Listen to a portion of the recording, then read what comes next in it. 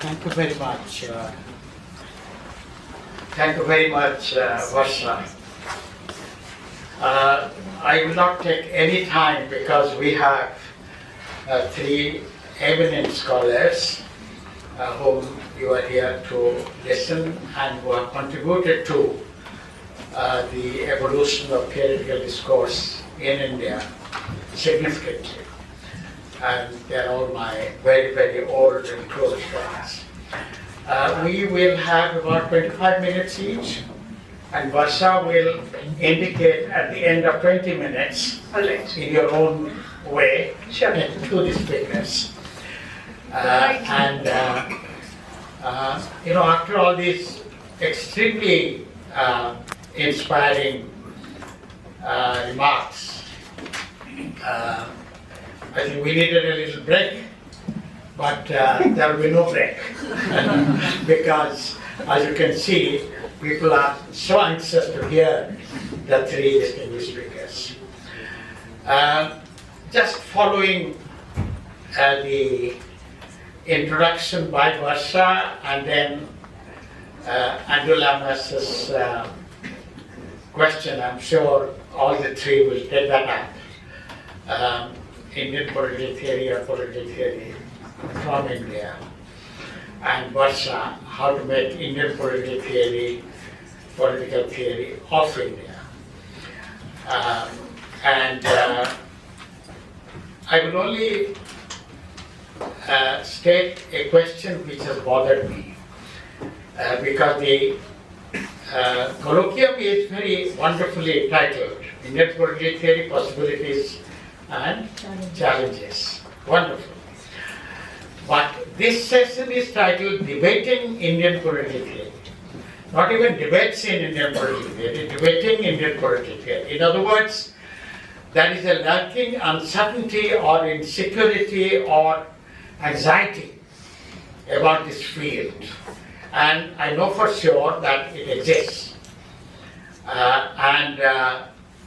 In the course of the last more than 3-4 months weekly discussions online, this group has also raised these questions. I haven't attended many, but whatever inkling I got from the few that I attended, that was my feeling. I seriously question that. Uncertainties, ambiguities, and these dimensions of debate are true of political theory from anywhere in the world. That's the understanding I have grown up with from the Randhir Singh teaching and writings and the tradition. Therefore, I have that. But I'm sure our three very distinguished scholars will guide us how to grapple with important questions in political theory in India. So with these words, I now invite first Rajeev Bhargava to take the floor. Rajeev.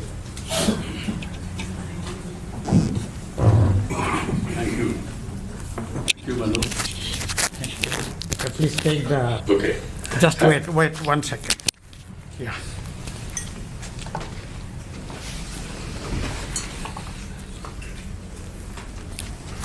Oh, this is required.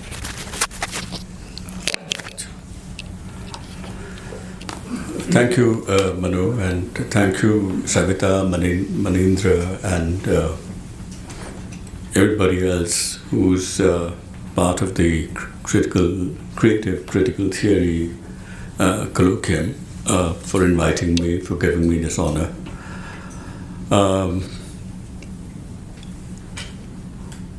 I would actually currently agree that what we are doing, or what we must do, is political theory from India and not bother too much about whether there is something specifically Indian about it or not. It is bound to have an Indian flavor if it is located in India if it is flowing from India.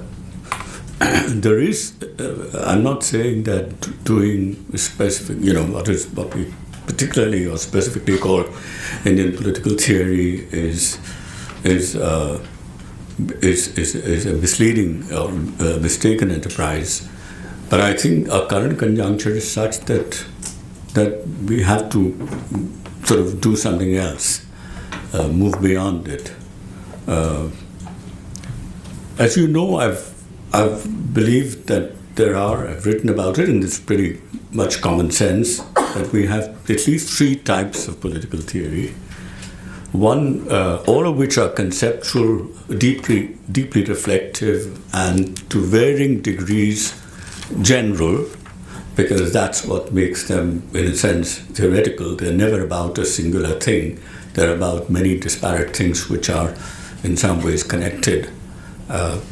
So, though this doesn't make them always universal, right? So there are at least 3 such types of theories. One which we broadly call explanatory, which includes understanding, interpretation, causal explanation, and reason-based explanation, and so on. The other is contemplative. I think this is a term maybe used by Bhikkhu, but I'm not sure. And here, in the first category, we might include Hegel, Marx, Tocqueville, and many others. In the second, I would include the Buddha, but also Gandhi, Arendt, many others, including, Adorno, Marcuse, and others from the Frankfurt School. These are partly speculative, but shot through with micro-social inquiries. Many of them are either deep experiences, such as that of Gandhi, or in other cases, if there are sociological and normative both, then they're shot through with sociological inquiries and so on. So that's, reflective, deeply reflective of our current condition, of the human condition, and so on. And the third, of course, is normative. When we are evaluating the present from an ethico-moral point of view, these include, for example, I'm just taking a couple of examples, Locke's essay on toleration. There are a lot of 20th century theories of of equality and justice. And these theories defend and justify certain values. They show the principles and values that underpin some social and political perspective. They don't see them merely as descriptive of or merely political or ideological, but underpinning all of that are certain values. And I've always seen myself as doing this kind of normative theory. But I think it's becoming extremely difficult to do this kind of normative theorizing. Normative theory really depends on hope.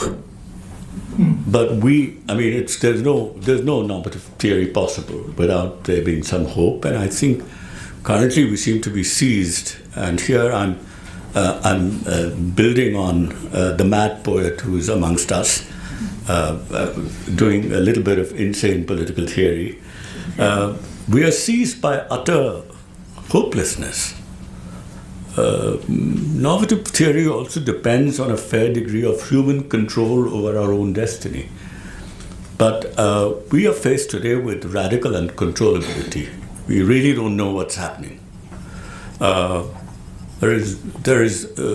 It also depends on the hope of transparency, but there is too much opacity around.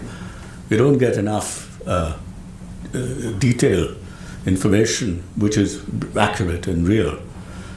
So we seem to be an overwhelmed people, if not exactly, I'm sorry to say, if not exactly a defeated people. And I don't want to say, by we, I mean people like us. I don't mean, people who are in power.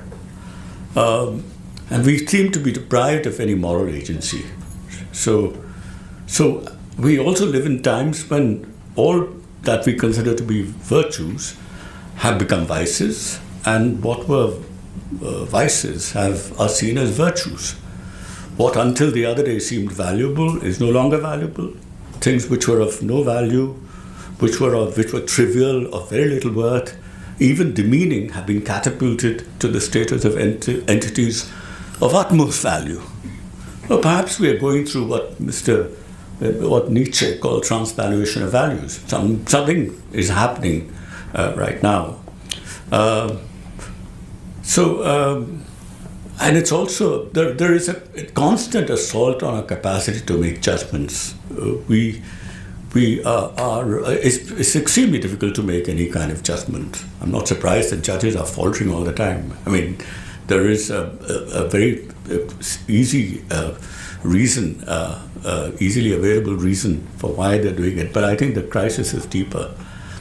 And some of these are global trends. So the line between what is global and what is distinctly Indian or national or regional culture is getting blurred. So it's very important to ask what this current moment is in which we're asking the question, what kind of theory must we do? What Indian political theory, what Indian political theory should be doing? And it's very clear that we are not sure about what the current. I mean, we cannot define what the current context is in the way in which we were able to do even 30 years ago. So let's dwell a little more on this current conjuncture. Let's speculate a bit. First of all, I mean, since we're talking about debating Indian political theory, we know that debates take place in the public sphere, but we live in times when there is deliberate action by a small group of people who utterly distort the shape of this public sphere. There is very little public reasoning, there is hardly any public argument, and there is not even any public conversation. I mean, I'm putting it more strongly. There are pockets here and there where you can find them, but it's hard to find spaces such as this. There are countless number of people in the public arena, but none is being really heard, nor is anyone prepared to listen. Indeed, new methods have been evolved to disrupt conversation. There's screaming, there's rancorous shouting, there's speech filled with the mumbo-jumbo, unfurled purely to dissimulate and to confuse. There are blatantly absurd claims, there is deliberate mischievous misunderstanding of the opponent's word, and much else. And all this has led to the massive coercioning of the public arena.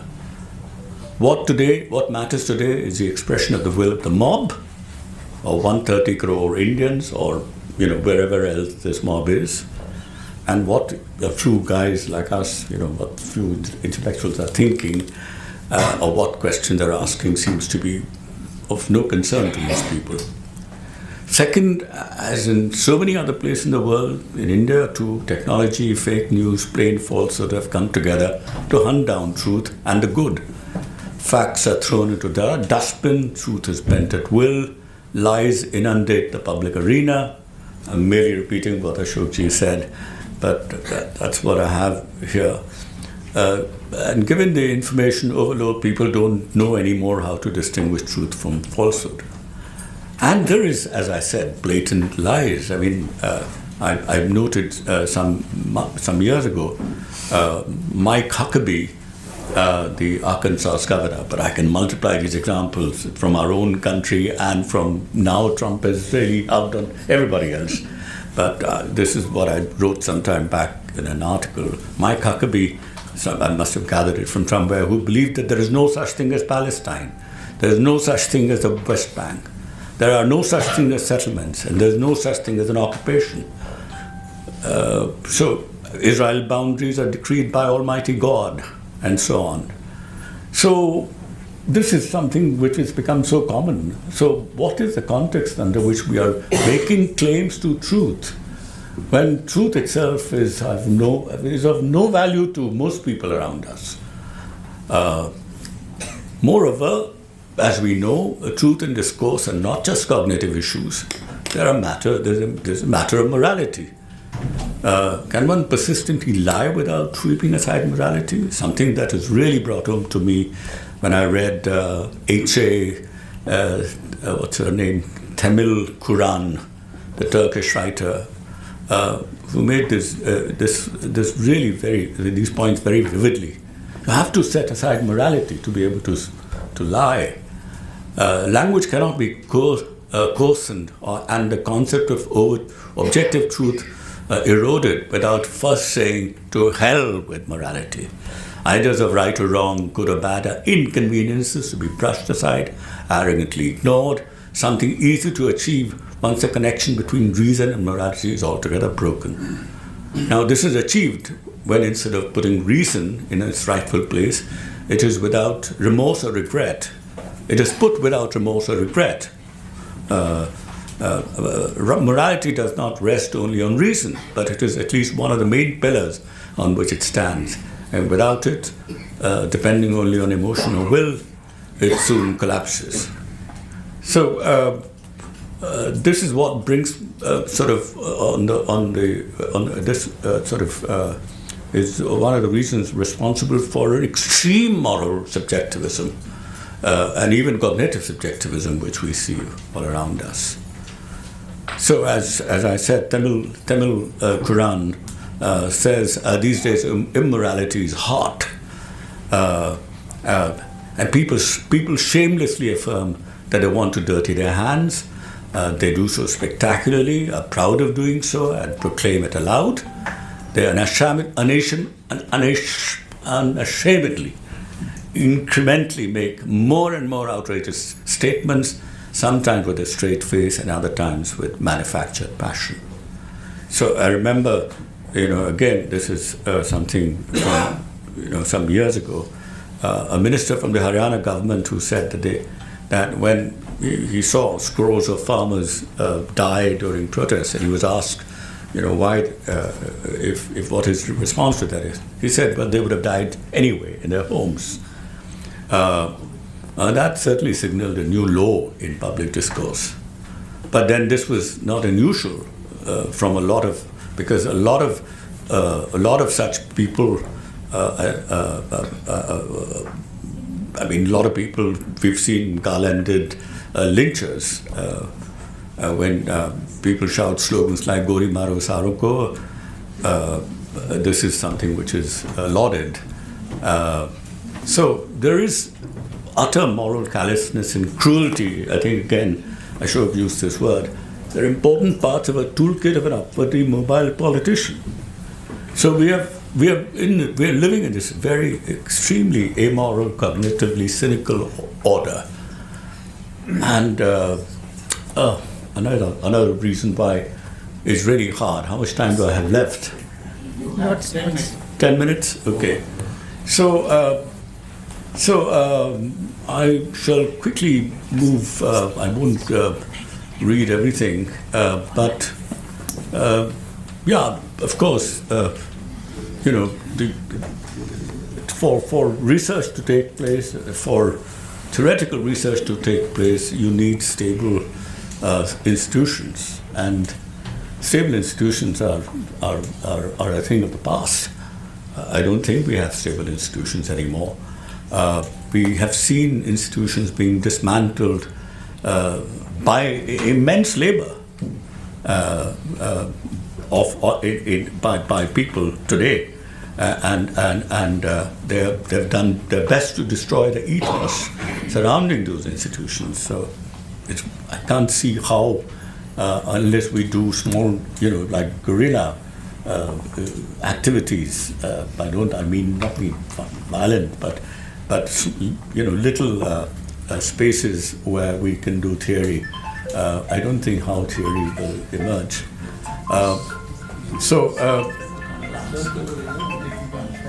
The worst is that this idea of of breaking institutions and breaking rules is something, once again, which is done spectacularly by charismatic autocrats. They break all rules, and breaking all rules is precisely one of the things that excites people about them. These are people who are hailed and literally eulogized precisely because they have the capacity to break all rules, and they actually exercise that capacity and the break rules. I mean, I'm reminded of Gabbar Singh, for example. You know, how Gabbar Singh is hailed as a big hero. Everybody is attracted to Gabbar Singh and not to some, pure, simple moral guy. And the reason why Gabbar Singh is a hot favorite, not only among adults, but even among little kids, right, is because he has no rules. He doesn't follow any rules, he breaks all rules, and that's what is exactly the reason for his charisma. So I think that's the world in which we're living. This is pretty much in, I don't know whether there's a great psychologist, American psychologist. We in India don't really know very much about him, but I read a little about him. Maybe people who are familiar with the Frankfurt School know a little more about him. I think he lived roughly during that time. Robert J. Lifton, I think he used this word, malignant normality. I think we are living in a time of malignant normality. I think cancer is normal and our healthy cells are abnormal. We are also living in a time of psychic numbing. This is a very special kind of desensitization that is taking place.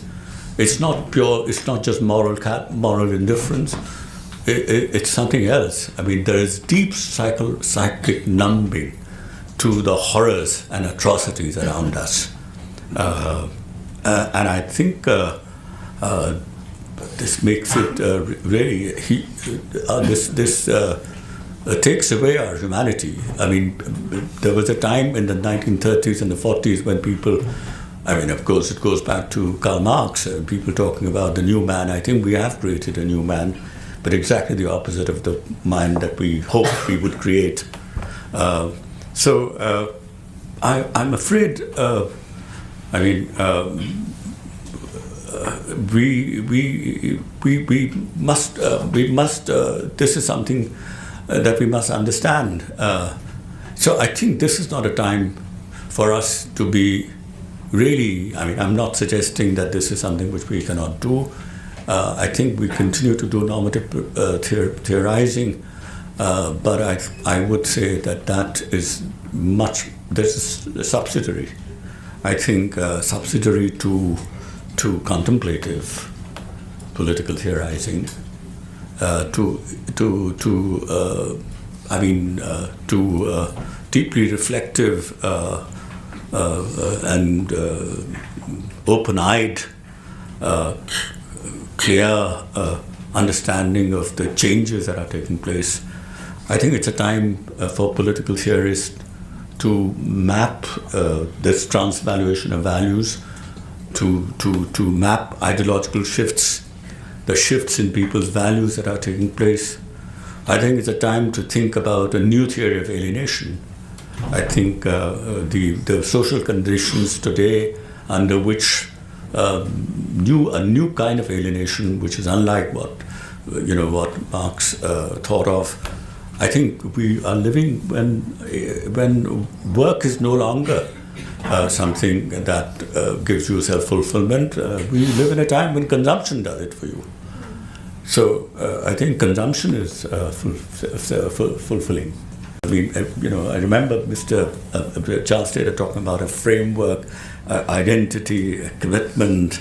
I don't know. I mean, if the people today are seeking, but that's some kind of commitment, some framework, I'm not sure. But perhaps all this is extremely, extremely pessimistic. Let me sort of step back a little and not be undue. I think I stumbled upon a John Freeman interview on YouTube. This is 1950, an interview of Bertrand Russell by John Freeman, interview in 1959. And he asked Russell, said, supposing that this interview was seen by young viewers 1,000 years later like a Dead Sea Scroll, what would you like to tell them about the life you have lived and the lessons you have learned? And Russell answered, two things, one moral, the other intellectual. The moral, love is wise, hatred is foolish.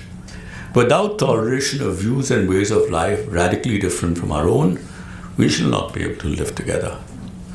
These qualities, toleration and, I'm adding, interpretative charity, are crucial to the continuation of human life on this planet.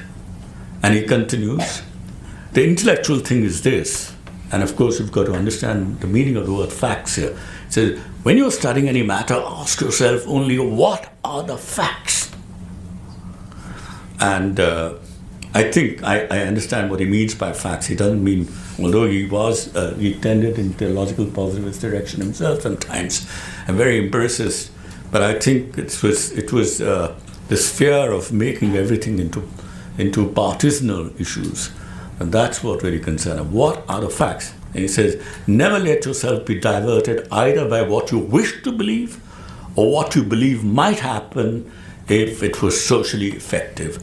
Look solely and only at what are the facts.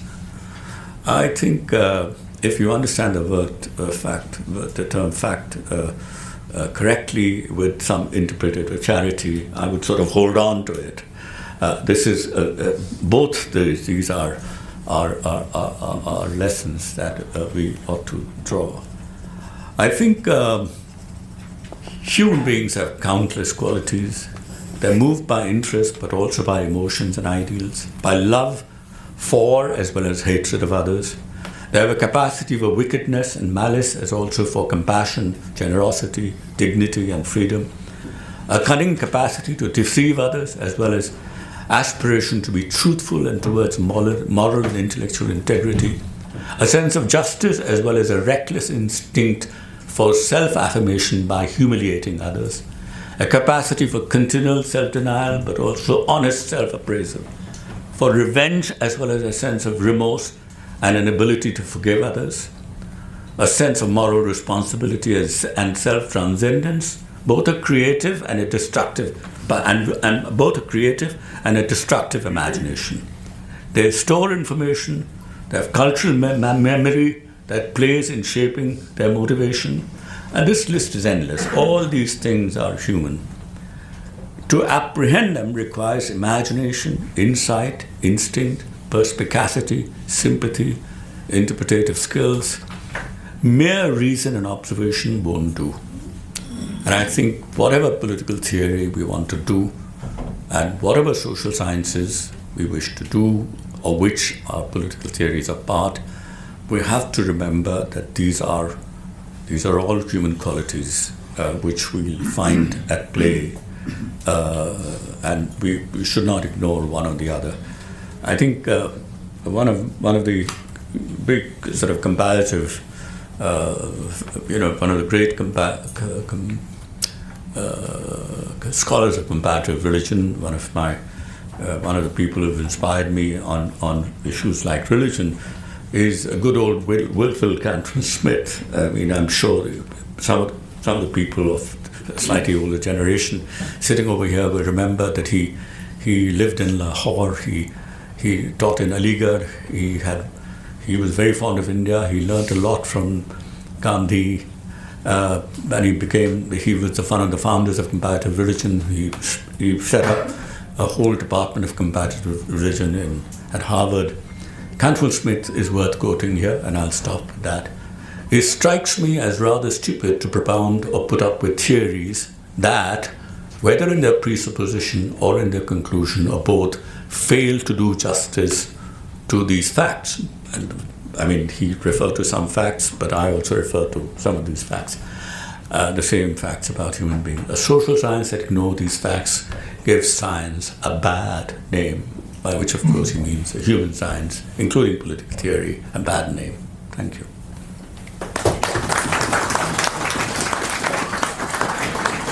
Rajeev, powerful, deep reflection on the current predicament, as well as possibility.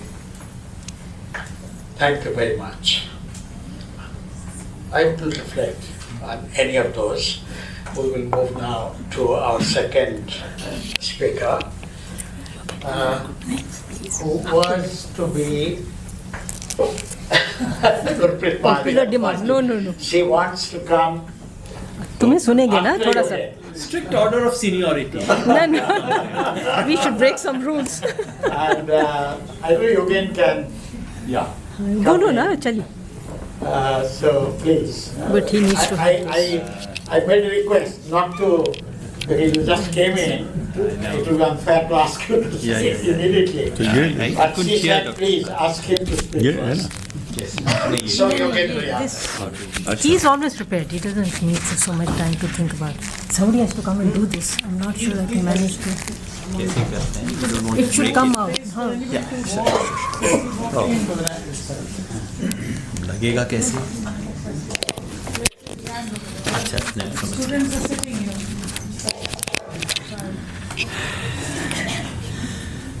Thank you. We have 25 minutes. 25 End of minutes. Thank you, sir. 20 minutes, somebody will indicate. Thank you, sir.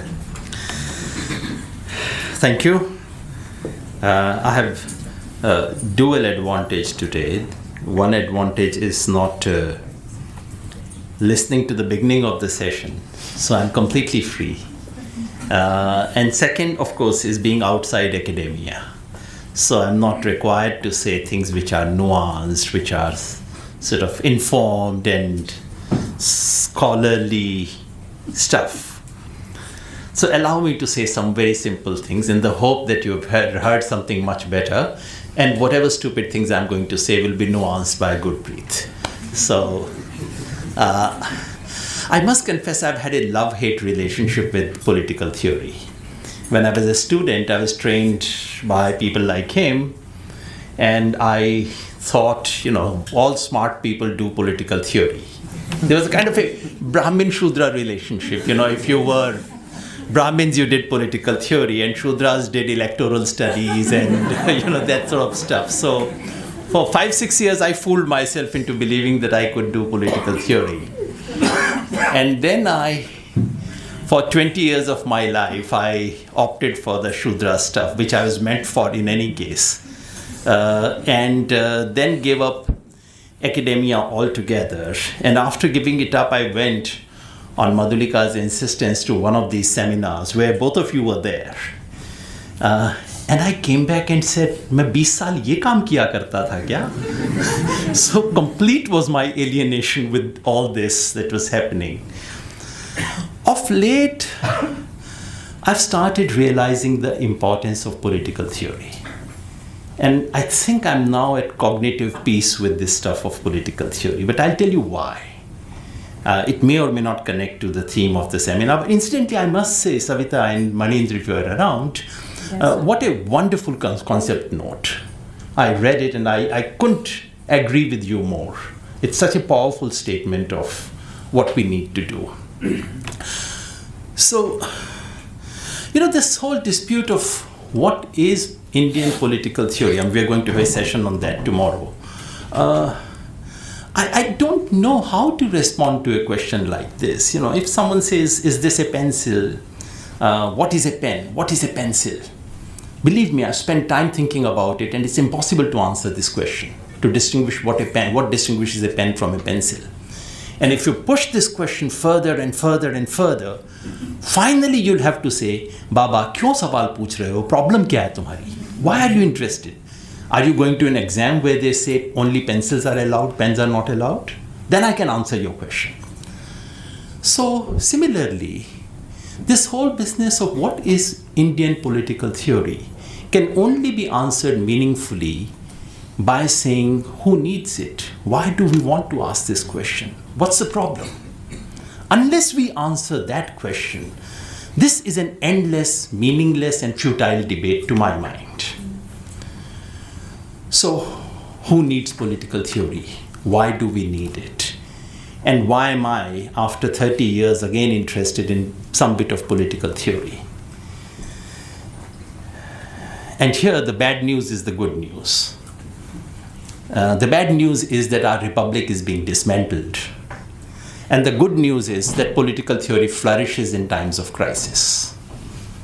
And also literature. I must say, Indian satire has done much better than Indian political theory in responding to the current crisis. No, I must say that. The way our satirists have responded to the present crisis, the way poets have responded, I've quoted Amir Aziz today, their response is infinitely better than the response of political theory. Maybe they were better prepared, maybe they have a longer legacy, maybe modernity speaks through the language of literature, as Professor Kaviraj has been telling us over the years. So for whatever reason, they've done much better. And it's time we responded. It's time political theory responded to the dismantling of Indian Republic. If there's one reason for political theory to stand up, count, and be relevant, it is here, in front of our eyes. Everything we believed in is crumbling in front of us. So this is the time. This is the time of Hobbes. This is what Hobbes was responding to. This is what Machiavelli was responding to. This is what Marx was responding to. This is what we must respond to. And the elementary question is, because that's the first wall that you must cross, how do we relate to Western political theory? Because unless you come to terms with this difficult question, we don't even begin to do what we should be doing. I think there have been two phases of how to relate to Western political theory. There was the first phase when Indian political theories were applying Western political theory, exposition and application of a given theory in India used to be what was called Indian political theory. We are well past that stage, and thank God we are well past that, because that was no political theory. It was a coolie labor in the name of political theory. The second stage, which has been prolonged for far too long, is about us becoming an objectors to Western political theory, provincializing them, trying to say how it needs to be corrected, why it needs to be questioned, and so on. Now that's a very important work, but I would leave it to the NRIs in Europe and America. I think they are very good at it, they are smart, and they are in good numbers these days in all American universities.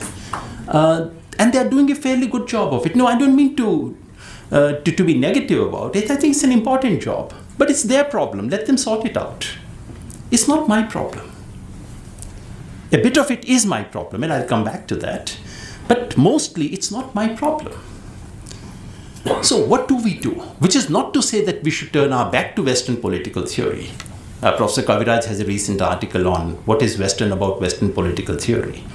And I think it makes a simple point that what is called Western political theory has three levels. One is purely local, which no one should need to look at. Second is historical, which has been unduly abstracted, but which actually is primarily draws upon experience of European societies. And third is something which is truly general. So we should not turn our back to what is general in Western political theory or Chinese political theory for that matter. But much of the stuff that's passed on to us in the name of political theory is actually localized inferences drawn from the experience of a very tiny part of the universe. So rather than quarrel with it, we spent a lot of time, I too also spent a lot of time trying to say democratic theory has this problem and this doesn't apply, that part doesn't quite apply to India. To my mind, and as I said, many of the writings of Professor Kaviraj has helped me come to this cognitive piece, which is what we should do. I think Western political theory is one of the finest achievements of human beings in thinking about politics. We should learn from it. But what should we learn from them? We should do to India what Western political theory did to the West. Instead of learning from their theory, instead of simply trying to drag those clouds in India and make them rain here, We should simply see how did they distill the European experience into what we today call Western political theory. It's a great achievement of humankind. I mean, anyone should be envious of what was happening at that place. But instead of simply taking their products, we should try and do something of that process, which is to say, we should relate to Indian political experience just in the way in which they related to the Western political experience. Instead of saying, oh my God, the world has disappeared, So one of the greatest things of modern Western social theory and political theory is that instead of simply regretting what was happening, instead of simply being scandalized by the new situation that was appearing, they started making sense of it. They started theorizing it. They started understanding structures underlying that, which is precisely what we need to do here.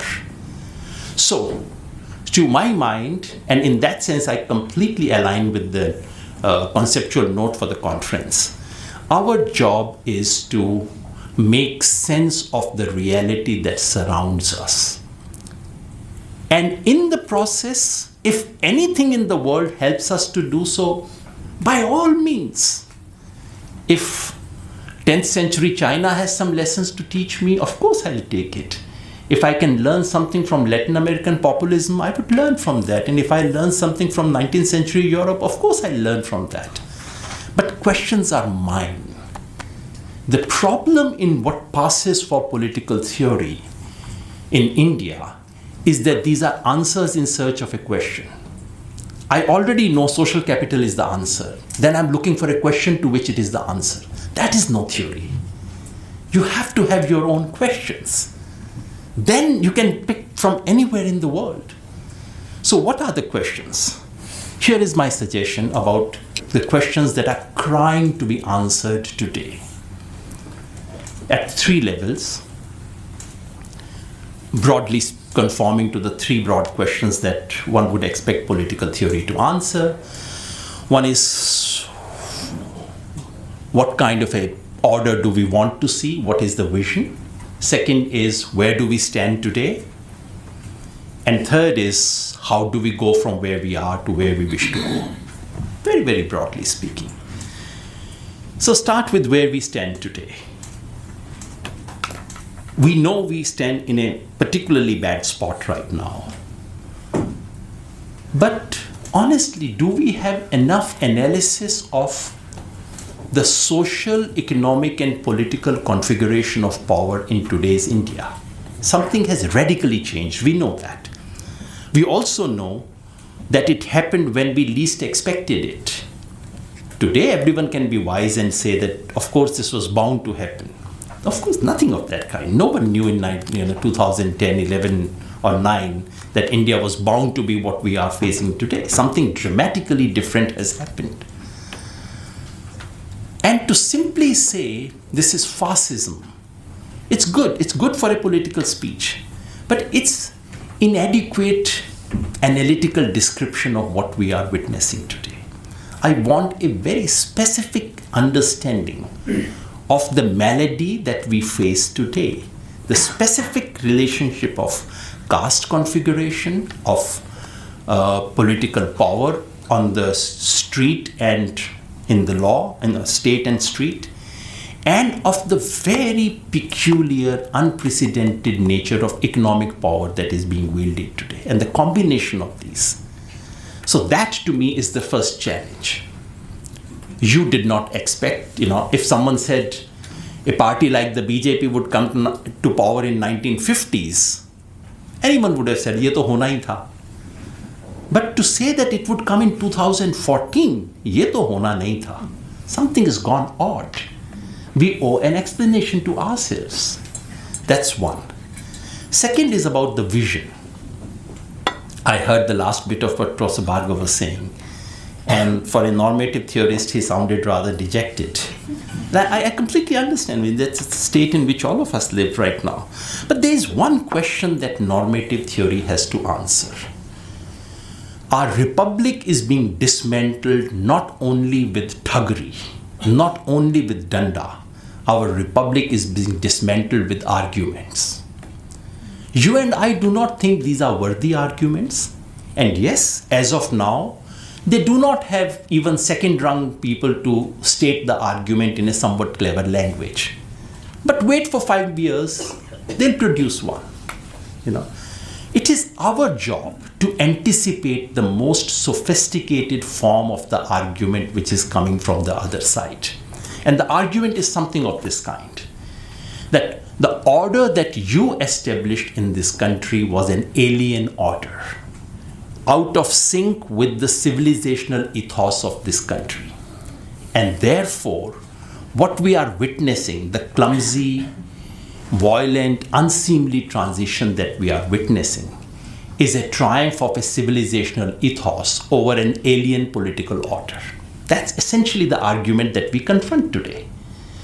We can dismiss it, we can turn our back to it, we can say how lousy, we can say you don't even know how to speak proper English, we can say you don't know how to write the language of political theory, that your article does not have footnotes. But we cannot run away from this question.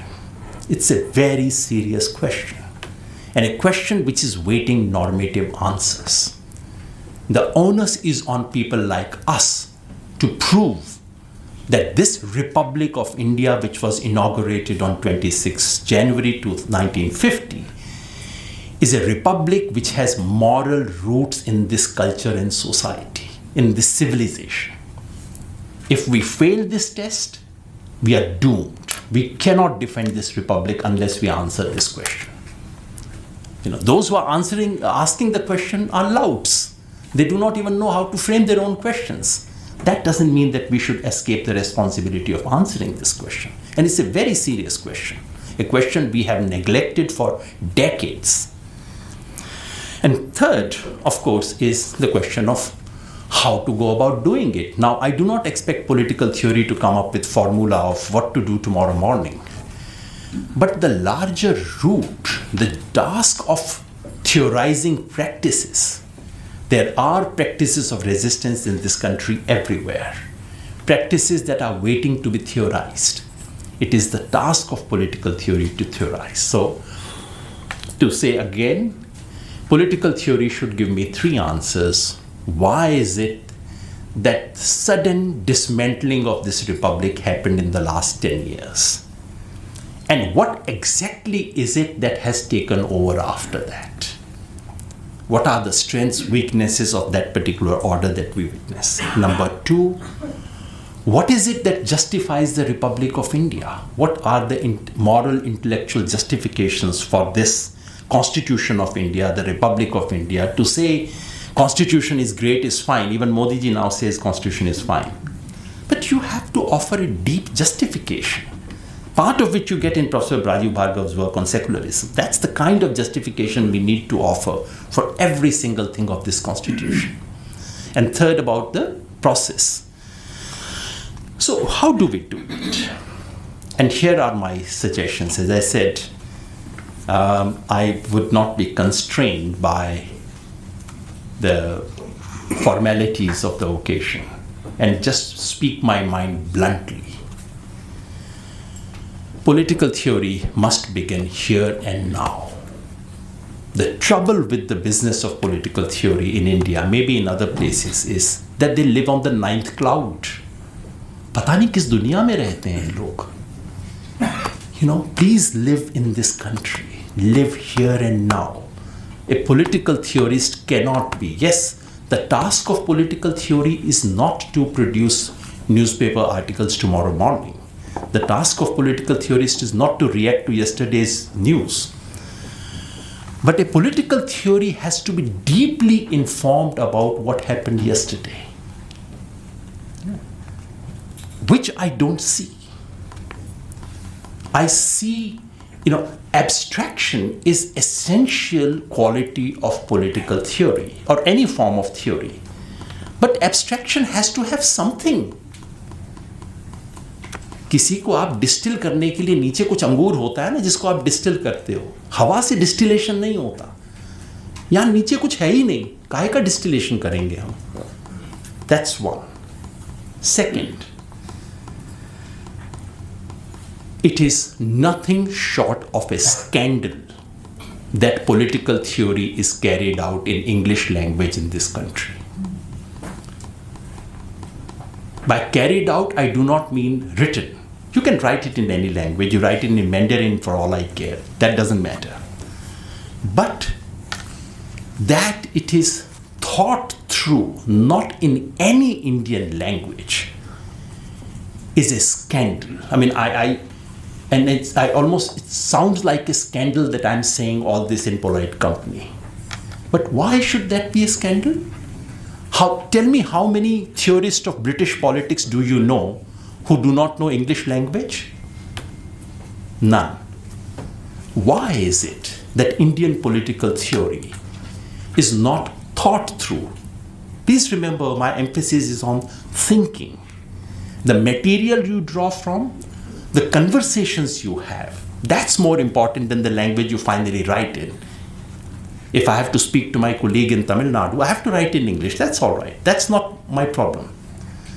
But the detachment of the activity of theorizing from the language about which, of the people that you are theorizing about, even scandal is a mild word for this. Third, it requires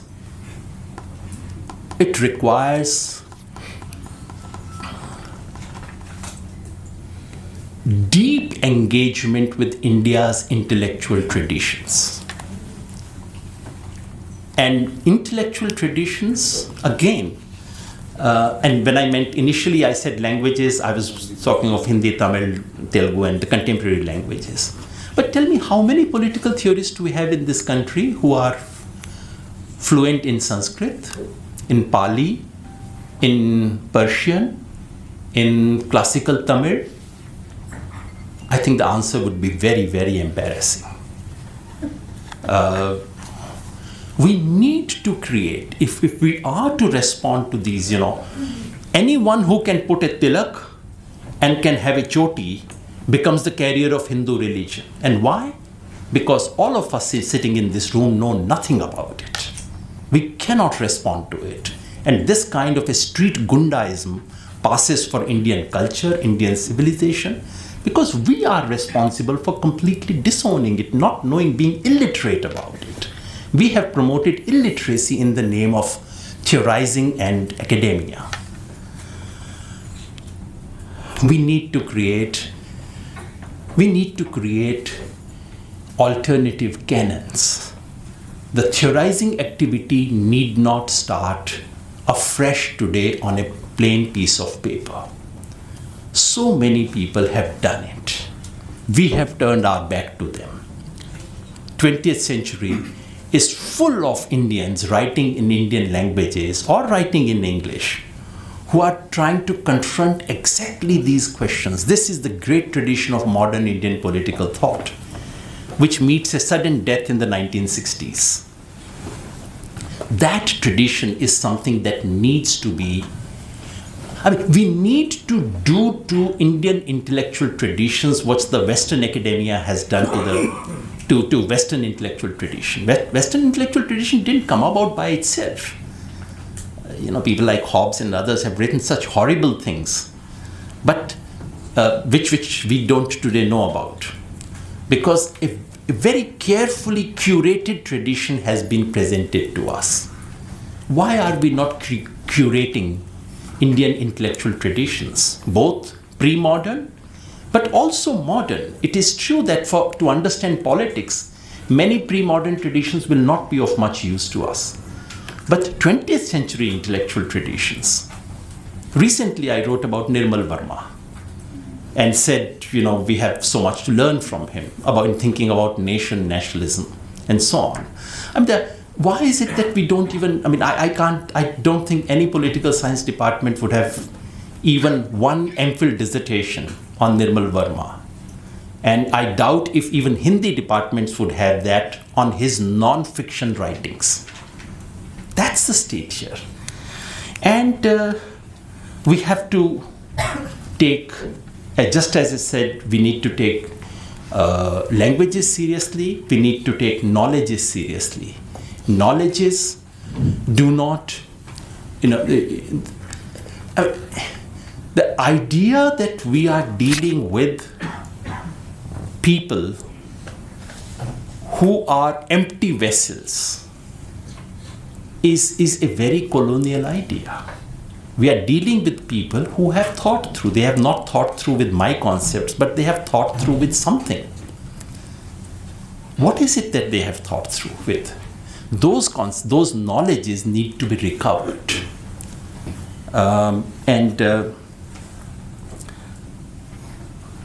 To my mind, these 3 or 4 things that I've mentioned towards the end are essential to restarting, reinvigorating the practice of political theory, where political theory does not remain an abstract. No, I'm sorry. It is abstract, and it ought to remain abstract. Certain abstraction is part of any activity of theorizing. But let me just say, वो मैं हिंदी में कह सकता हूँ, आप अंग्रेजी में उसे कर देना अशोक जी. वो ये है कि जुगाली करना बोलते हैं ना गाय का. Chewing the हाँ वो masticate जी. So गाय जो है वो जुगाली करती है. Any theorizing is that activity. जुगाली करने का काम है. पहले आप खा लेते हैं, उसके बाद आप धीरे धीरे जुगाली करते हैं, और उसको कभी ऑब्जेक्ट नहीं करना चाहिए, because that bit of distance between eating and chewing is essential for theorizing. मगर आप ये सोचिए कि अगर कोई गाय हो जिसने खाया नहीं हो, पड़ोस की गाय को देख के अपना मुंह चला रही है, उसे आप क्या करें? बस मैं यहीं रुक जाता हूँ. Thank you.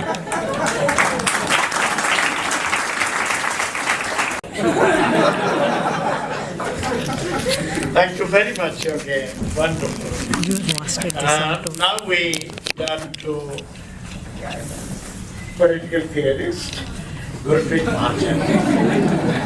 I'm just a lowly teacher.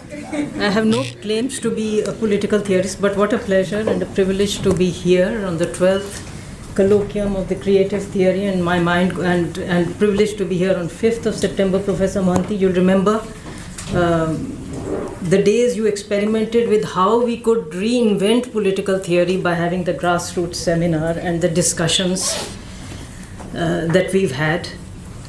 And I realized it must be by association that wisdom prevailed, and I said I will come in last so that I can ingest some of this. Though to your last thing, I remember Ramu Gandhi's response, that when he said, after all, these are two different people, unless that person eats, how will I be fulfilled and feel satisfied? And he said, well, when he actually, I can't remember the exact words, but he talked about the unity of beings, and if I'm satisfied, that person will be, and vice versa, and so on and so forth. But not to think about that. I think, in some sense, the 2 days we are going to have are going to give us a glimpse of the kind of political theory that is going on in India, which actually is doing much of what I think you would like to see. I also agree with what Professor Lama said and Rajeev said, that you have to think of political theory, and that has been defined as critical, reflective, creative, and one would like political theory to be that. I also agree with Rajeev that there are certain conditions under which reflection and normative theorizing can take place. But one must also recognize, and I think this is what I'm taking from Yogendra's starting point, that it is at this time, it's not only that in crisis you need political theory, but at this time there is also an ongoing project of how Indian political theory must be done, how we should define it, and it draws on some things that you have said, that we should own our traditions and locate it in that. And I want to say that, this is something that has been going, and this is, you might say, a new project. The paradox is that this is the history of which we were ourselves a part in a different context. There was a huge plea and an outpouring, and that's what you mentioned, that when they said debating political theory, Indian political theory, there seems to be some anxiety about it. And the anxiety began some 45, 50 years ago. That maybe what are we doing? Are we doing something that can be called Indian political theory, sitting in India, or are we merely reproducing, as you said, just throwing up what has been produced elsewhere? And I want to go back to that moment, partly to say what that challenge was, what responses came, why we need to rethink some of those responses, and charter a path of what it would mean to do any kind of political theory, and especially located in India, or something that we will call Indian political theory. Whether it is located in India, done by Indians or whatever, it doesn't matter, but we put an adjective there, and there was a reason why this adjective came, that you wanted to qualify that the political theory we are doing has a certain quality, which might be one of linking with the people, linking with the culture and civilization of which you are a part. And most people here won't remember, but some of us would remember. And the concept note, they said, please don't go back to that moment, but one must go back to that moment when Professor Parekh wrote about the poverty of theory, because we were just simply shell-shocked. And that when you are shocked, you are not in a position to really respond in any meaningful kind of way. Because we felt, what are we doing? We were under this illusion, great illusion, that we were doing political theory, that we were trying to understand India, that the people we were reading and the theories we were reading, whatever they were trying to make sense of the world which we live in, which was the Indian reality. Maybe we could have read something else also to understand that, but we were under this great, we thought at that time, delusion. But as we thought about it a little bit more, we realized that's not the case. And it's not the case perhaps because at that time, maybe Professor Parekh was looking for something specific. And that something specific was what he referred to, I think, maybe different from your reading of normative political theory, but he had in mind normative political theory. Because he would ask this question frequently in many conversations, because he was always needling us to do something and to produce political theory from India. So he said, tell me, whom will I read if I want to read on what is justice, or a theory of justice, or a theory of equality? And these were not easy questions, because I may have been your age at that time, or some people's age at that time. These were difficult questions. And then when we discussed this and talked about it on many different occasions, I think one thing was clear to me, that we inhabited slightly different worlds. He was looking for a certain kind and template of what political theory is. It should be argumentative, it should be systematic, it should have a logical beginning and end. What we had and we realized here was that there was a lot of political theory that was there. Because after all, what was the struggle from 16th to 19th century, if not before that, but for justice, for equality, for dismantling inequalities of various kinds, and creating some space for individuals to inhabit the world in accordance with their own understanding. And there was all this that was happening, except that many of these people were actually engaged in the struggles for transformation. They were actually transforming, engaging, not systematically doing and writing and sitting in one place, which we assume political theories ought to do. So the next thought that came to one, and I think, and that was something which was the starting point of thinking about Indian political theory seriously, is that did we let our side down? Because after all, there is all these material that is available, all these ideas about not just concept, but about our thinking about India, about the challenges before it, how it can be changed and altered, etc. Maybe it was our responsibility to present it in a more systematic way and in a language which could reach out to many more, not just in India, but elsewhere. Because political theory has a universalizing aspiration, and I don't want to mellow that down, that we ought to have given not only thinking about what we are doing here, but how we might present that as an understanding of what is required in the present predicament or in this particular kind of phase of modernity and so on and so forth. I'm happy to say that I think as this realization came, many people actually undertook this task, and today we do have a sizable body of literature which has theorized, which has presented theoretically the ideas of various people, not just people in the national movement and the great political leaders, but from, I'm going to say Kabir, but you can think of many other, the Sant traditions of various kinds, etc., and they have presented what were their ideas about all these things. The second thing that they did, and perhaps may not have done adequately, is that political theory flourishes when we have a more expansive idea of the political and of theorizing. Because if you look at the West, you have, for instance, why would Montaigne's essays be included and seen as part of political theory? Because you've expanded the idea of what it means to be thinking about the political. We are thinking in terms of such things as, well, justice can be thought of in terms of generosity, in terms of caring, in terms of empathy.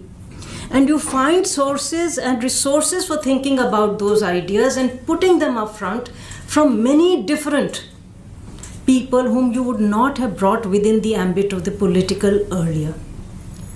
Maybe we've not done enough of it, but I am very optimistic because I'm learning as I'm reading the literature that is coming out and doing this particular, taking us down that particular trajectory. But before I say that, I think one should also confess that this was the time, of course, all this, a lot more on what was happening of ideas that were there in India and how they developed these various notions of various kinds of different kinds of virtues of a life worth living, or what is a good life, or the value of contemplation or struggle or engagement and so on and so forth. While they were doing all this, political theory as a discipline was grappling with this idea of thinking and giving an identity to what it does in the name of Indian political theory. And there was huge pressure of saying, and there I can understand the intent. The starting point was that, look, ideas that have emerged in a different context have very little meaning for us.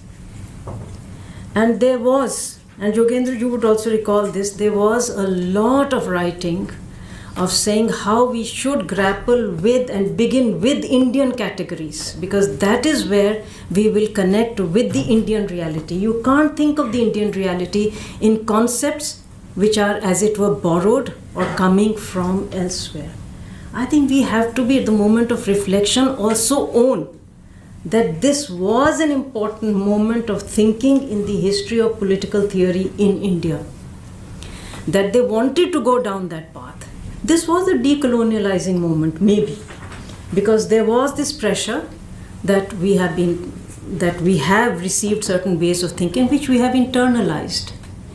And we have internalized them so deeply that we need to abandon them because people are thinking in different categories.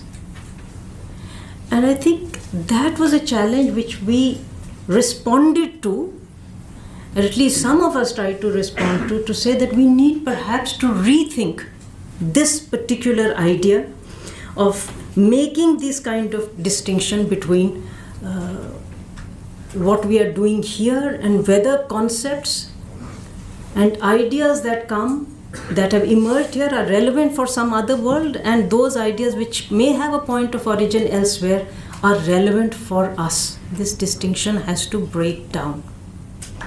I'm bringing this in because we are living at this moment when the project is to construct a canon of Indian political theory, to give it a distinct form and image. And perhaps just as you have Western political thought, we should have Indian political thought. Perfectly all right. There is no reason why we should not have, as he says, maybe Chinese or maybe Asian political thought and so on and so forth. So it's a perfectly understandable thing. But what we have done is, in the process of thinking about it, and the way we are thinking about and continue to think about it, is because if you look at the syllabus, which has changed dramatically, where a lot of space has been given to these kinds of this kind of thinking, and as I said, justifiably so to an extent.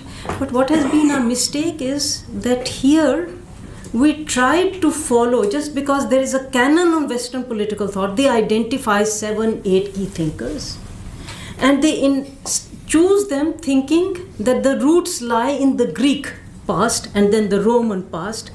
And they created this canon willfully. Yogendra also mentioned it. They created this canon and owned this moment of origin, overlooking all the conflicts that happened in between and the irreconcilable conflicts that were there between Roman civilizations, the onslaught of the coming in of Christianity, and so on and so forth.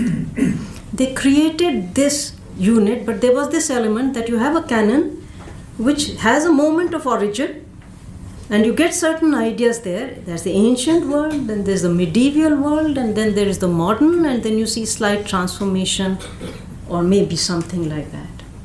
And I thought maybe if we wanted to do Indian political theory and Indian political thought, we have to even think of doing it and creating a canon differently. Why should we think in terms of a single moment of origin? After all, I could well say that everything, the philosophical traditions you are talking about, intellectual traditions that you are talking about, if I have learnt anything, maybe correctly, incorrectly, but learning is an open-ended process, so sometimes error is permitted. I learned that one of the things we believe in very strongly is the presence of the many. After all, nature begins with the many, and that can be treated as a permanent reality. Why are we creating a canon if we are located here and now in the image of what the West created for itself in the 19th century? When they wanted to think of owning democracy began here, this is where we began, this is our journey, we produced this. Maybe when we have to, the challenge therefore is much, much deeper, because when we want to decolonize ourselves, we are actually imitating what the colonial template was. And that's the difficult challenge, that we have to think and cannot but use the word, Professor Mohanty, which owes its origin to you, creatively. We have to do our theorizing, even building a canon, even doing Indian political thought more creatively. And to think, what is it? Because there is always inclusion and there is always exclusion. Not only whom we are including and whom we are not, but also to think in terms of the fact that there is an open-endedness of our present predicament, of the many influences that have come to shape this, some which have been there for a long time, but those which are also in conflict and debate with each other. And I think those are the kinds of things that we may need to include rather than build a canon, maybe think in terms of more debates. Think in terms of thinking about a particular issue and the controversies or the different points of view that emerged around it. So that's the first thing I wanted to say. I'm going to make 3 points, so I'll take 5 minutes for the next 2. That our great challenge then is how do we really think, because our decolonializing template is not working. It is too imitative. And I think we need to break free of that. The second thing is, and this is the great danger, which existed then and it continues now, because we think in terms of Indian political theory, we are separating it and thinking of it as being in some sense separate from and different from. And usually the counterpoint, at least in all the discussions since the 80s, 90s was, forget the crisis of the moment, 80s and 90s was that Western is responding to those conditions. So we need to respond to our, which I think was a very reasoned argument, and we needed to take it seriously, and I think to some extent it was taken seriously. But it created a binary. Are we going to do Indian political theory and carry forward the discipline of Indian political theory through this binary? Because this binary is also thinking in terms of saying something is alien, has no relevance here, and something which is here indigenous. And I think one can be therefore open-ended even about the philosophical traditions, intellectual traditions, ancient, modern, medieval. This binary, need I say anything more than that? Binaries which are making these distinctions of things which are alien and things which are our own, I think we need to have a much more self-reflective attitude that we can't selectively reject them and accept them somewhere else. We need either to be critical of this kind of binary which thinks of any kind of, I don't want to say mingling, but any kind of transfusion or connections and interconnectivity as something which in some sense takes us away from our roots. So maybe I think that's very important to me if we are going to be doing political theory in this time and now. So we need to really rethink that particular idea of building binaries of this kind.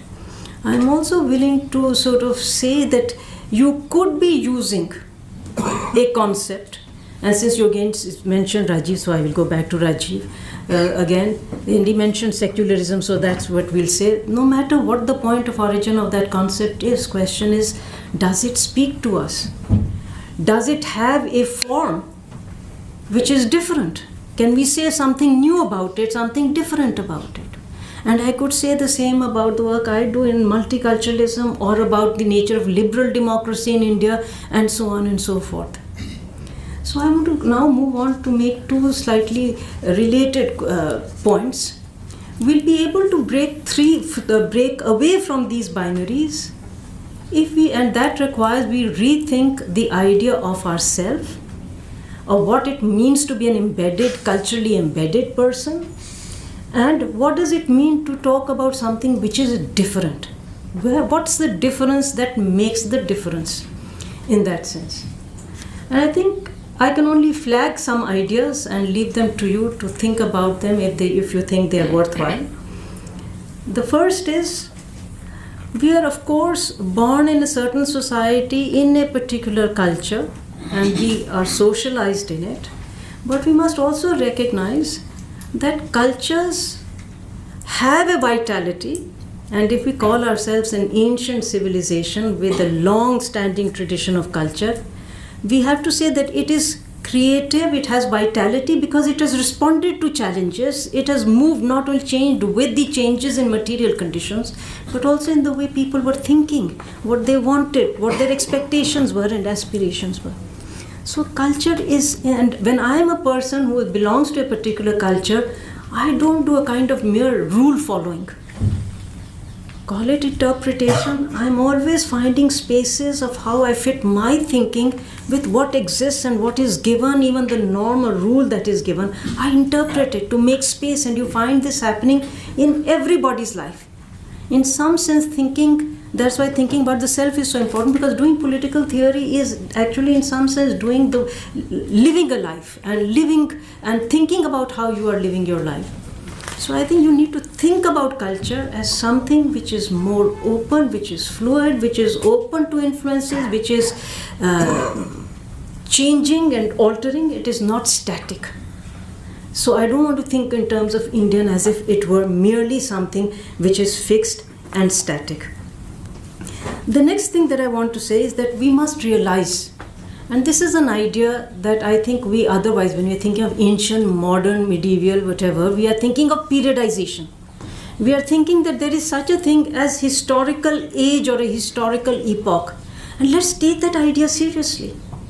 Because if we are thinking that we are currently in the phase of modernity, then we must say that there is a shared, I like to use the word historical time, or just say that in this historical epoch there are certain ideas which have become so widely aspired for, desired, pursued, preferred, that they actually resonate in many different spaces, in many different contexts. So even though we are thinking about India in my context here, and the specificity of those conjunctures is very unique and very different from what exists even in another post-colonial society, let alone Europe and elsewhere. Nevertheless, it is far better to think in terms of both similarities and differences. There are certain values and ideas which resonate across the space. I think if today I was to talk to most people in India, they have some idea of personal autonomy. There may be differences of how we negotiate that space, how much personal autonomy you want to give to whom, in which relationship, in which context, but it's a value that people are seeking, want to hold on to. Most people will say, well, I think we have to hold on to an idea of basic equality rather than natural inequality. These are ideas that have come in the modern world in our historical time. Therefore, we shouldn't be looking for vast differences or thinking what is meaningful here and there and so on and so forth. Because in this case, ideas that may have emerged in a different context are going to travel and find a root and a space in another context. So in a nutshell, I want to say is that the difference lies in the particular form an idea takes, what are the other ideas and concepts it comes in association with, what kind of space do you make, what do you give greater priority, freedom or equality, how do you balance the two things? This is what makes the difference. And when this is the case, then I think we are on the threshold of recognizing that the more we understand the world we live in, I'm also better equipped to understand the society I live in and what I'm thinking about, how do I face those challenges, what do I do with them and where do I take. So I want to leave you now with the third and final point, which will be even shorter. And that will be just to say, because truth has come up, knowledge has come up, so difference, culture, self I've talked about, knowledge is the final thing. I think Indian political theory has to begin with the idea or take forward the idea that knowledge is an interactive, knowledge is produced, or interaction, let's say, is the site of knowledge production. It's not by carving out a little limited sphere of ourselves, whether geographically or nationally or culturally, that we are able to be reflective, be critical, or to think in terms of knowledge. I also want to say this because if we don't see ourselves, if we don't really give interaction the due place and don't recognize that knowledge is produced actually in association, in collaboration with other, then I fear we will always be bracketed out, because that was the colonial and imperial project. Democracy, they would not emerge there, so we are fighting saying we have got it earlier, we've got this, that and the other.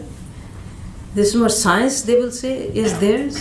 But we have to recognize that all those scientific developments, and there is much work today which shows how those innovations and scientific breakthroughs came by taking seriously the research that was going on in laboratories in India, in the Arab world, in many places also in Africa. And that collective thinking, if not collective thinking, at least the production of that knowledge and the traveling, carrying forward of that knowledge from one place to another paved the way for new scientific breakthroughs that emerged. Because otherwise, we'll be left saying, what have we really produced to that, in the world?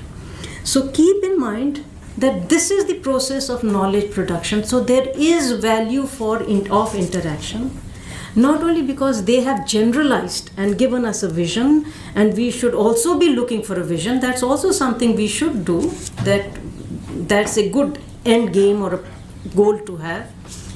But I think seriously to recognize that Indian political theory has to be in global conversation, even as it links with its own past, and it will find new ways of reading its own intellectual traditions and philosophical traditions so that they don't appear too fossilized or they are not open to just one kind of reading. They resonate with new meanings, because otherwise traditions tend to become very fixed, very monolithic, and so on. But we boast, we say very often we are pluriverse, our tradition is very plural and it has opened this. But I think you have to place yourself in this situation that you can open it to new meanings. You can do different kind of, you can get different kind, I won't say extract, but that's not a good word. I can retrieve or I can interpret or read into it meanings which perhaps others are not seeing in it. And I will be prepared to do that, partly because of the situation in which I am, last sentence, in which I am placed, but as I see how others have interpreted their traditions and what they have been able to retrieve from what was said from there. And I think that's the kind of learning which will enable us to recognize the value of not locating ourselves very narrowly or drawing the boundaries too narrowly of either political theory, of Indian political theory, and really make a contribution of what is produced here to thinking about our predicament in the world, not only for ourselves, but for the world as a whole. Thank you. What a wonderful capping of the three presentations. In fact, the whole evening's presentations, wonderful, with concrete suggestions also complementing the other two presentations. Friends, we have still almost an hour or what, 50 minutes more according to the schedule. But you don't want to take a break? So you begin the discussion. I'll just take 5 minutes break. Okay? I'm probably too old to sit longer. I'll just come back. It's going to be difficult to get out. No, I haven't. That's why we're going to speak. Okay, so as Professor Mohanty said, we had three extremely insightful presentations on theoretical isolation, a kind of intellectual activity which is cultural, historical, and ontological, and that is what is required. So each category requires a lot of work, deep thinking, and no shortcuts.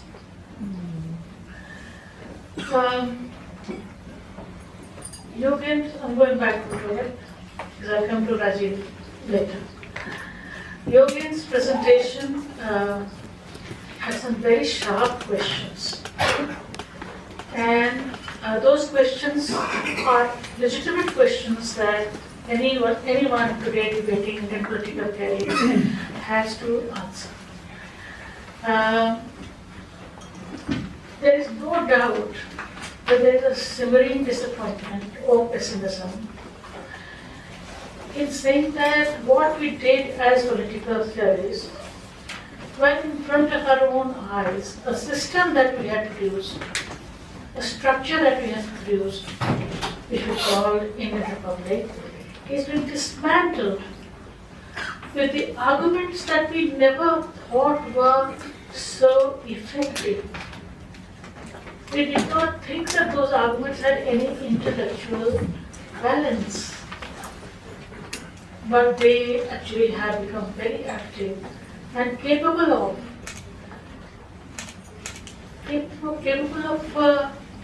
falsifying the values by which we live, thinking that we have created a democratic republican system where people will have opportunities to of equality, justice, liberty and so on and so forth.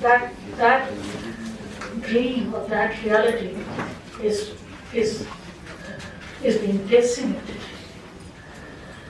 And Professor Rajeev Bhargava's argument again has that pessimism. And it is deeper than Yogend's pessimism, because it is asking for doing a different kind of political theory, which he calls contemplative political theory. We have to do contemplation, that is to say, again, in the area of political theory, there is a possibility to work more on ontological thought systems than just epistemology.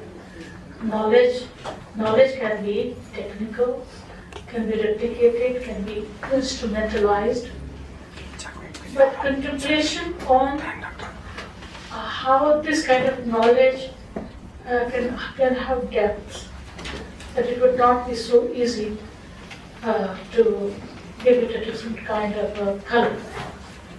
So I think we are, as political theories, are challenged by sad times that we're in at the moment. And that is why it is very important for us to think in a much more contemplative, reflective and interpretive manner. That is a time when we have to invoke our own hermeneutical traditions, where there were immense possibilities to develop many languages of reality. With this kind of understanding, I hope I have not falsified anything. I would like all of you to respond, ask questions based on the kind of summary that I presented to you. And please name. My name is Umesh Prasad Singh. No, not your name. Whom you are going to ask. I am asking ma'am, just now the way you spoke about Indian political theory, in that context, my mind was arrested by just taking to one viewpoint of T.S. Eliot's very important essay on tradition and individual talent. In that essay, he speaks about that theory and practice should go hand in hand. And it is always universal and global in context. When we are speaking in the sense of political theory, it is global and international. What I want to know from you is this, that in that context, when we speak about Indian political theory, it has to be practiced. It has to have, we must have theory and practice both at the same time. In the present context, there are leaders, there are thinkers, political thinkers, they are having theory, but somehow they are not practicing properly. So there is a lack of certain morality. So do you think that moral value education must be, given more importance and significance in this contextuality? In that point of view, I would just like to have your advocacy on this pertinent intervention. Thank you.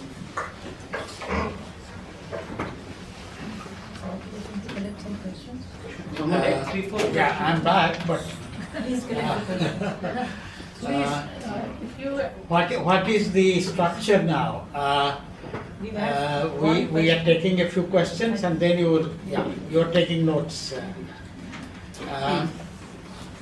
I've just noticed the presence of Sudipta Kaviraj, who has been mentioned a number of times. Did you hear me? So at some point, not just now, at some point you can make some observations. Take your time. Yes, please. Yeah. Thank you. We are recording, so you'll have to tell your name before. Sure. Thank you. Well, my name is Yogendra Mahajan. I have a question directly to all the panelists today. As I see, the discussion really seems to be more philosophical. Actually, let's say, where you talk in terms of institutionalization of political power. And exploitation of political power actually is the constituent for the political system and also the internal balance of political power.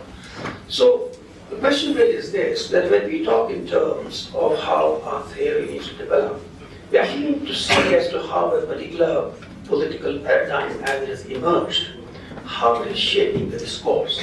Because the discourse often is shaped by people or agencies or organizations which have political power. Without building political power, there are ideas all around. The question actually is that how do the ideas generate the political momentum to bring about political change? And in that context, I think even in terms of our own, let's say, political history, 20th century, even 20th century, how, let's say, ideas, freedom struggle, how the ideas gather the political force, which are able to bring about that change. And that change saw us through to create a political system in the formal sense, the Westminster form. The system was actually very different because it created the institutions which were able to, as I say, shape that kind of discourse at that time. Now, unless, in my view, unless we pay attention to that kind of a dynamic and that kind of a transition, how things are coming to be what they are today, I think we'll be actually missing out the essence of it. Otherwise, as I said, it becomes more of a philosophical discussion. Thank you. Yes. Professor Mohanty, here, let us have his question. He has been waiting for a while. Okay. Yeah. Please. Thank you very much. I'm Rajan Krishnan. I write political theory in Tamil. I've been writing for the last 14 years, weekly columns. I don't abstract too much, I mix it with the current affairs. So one of the things that I've been trying to develop is the reason why dynastic leadership becomes necessary for Indian political parties. But there's a huge embarrassment. All my friends are Indians. And they say, you're a nice guy, but why are you doing this? So the trouble is, this is very much the condition the Indian democracy has produced, that there has to be dynastic leadership of political parties. And the only party that criticizes it heavily is the BJP. There's a Parivar and so on. So I haven't seen anything in English that I want to write. I'm working on it, but I'm very difficult because I don't know whether there will be support. See, if our political reality is what we should theorize, this is the first thing we ought to theorize. There is the need for Indian political parties to develop dynastic leadership. And why? In answering that, we may find answers for many things that are conditions of our Indian democracy. This definitely. You can advise me. I don't read so much in English. I write a little bit in English, but I write on Tamil, so generally it's marginal. But you can tell me, enlighten me, if there is anything that I can go to. Whatever Western I'm doing, from Dante to Machiavelli and whatever, I'm working on that. But if there is anything in Indian writing, political theory, where someone has thought through why dynastic leadership is necessary, and this is very urgent to my mind. Thank you. Are you noticing? Yeah. Yes. You can take the questions from there, Professor Mohanty. Two people are raising hands. Yes. Rajeev, do you want to come in? Yeah. Please. Yeah. Is Professor Saputana? Yes. Hello, my name is Rajeev Bhargava. I'm from SIS, School of International Studies, JNU. Sir, I was listening to you, Professor Bhargava and Yadav both. So I think one of you mentioned that during bad times, theory prospered, right?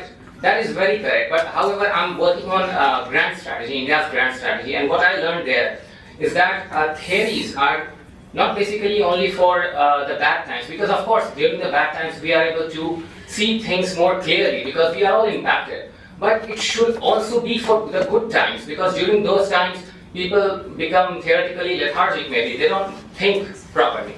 My second point that I would like to add is about the foresight.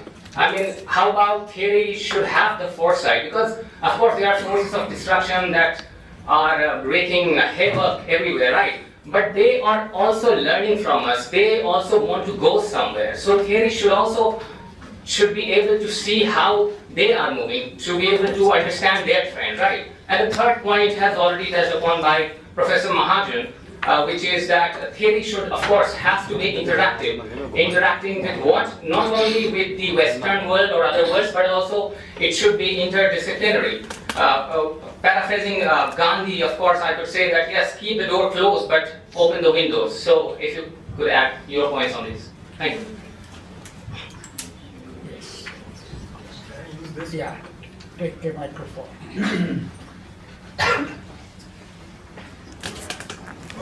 Hello, good evening. My name is Shrish, and I wanted to ask this question specifically to Shri Yogendra ji, but it's open for all.